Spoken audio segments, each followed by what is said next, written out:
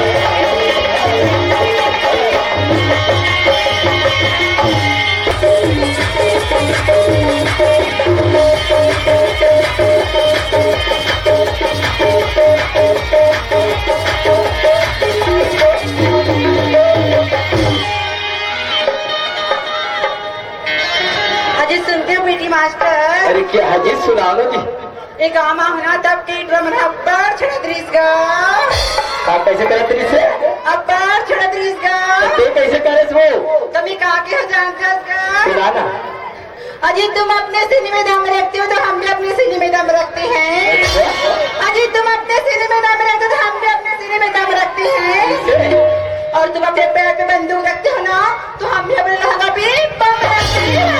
अरे वो ना सुनती हो सुनाइए ना।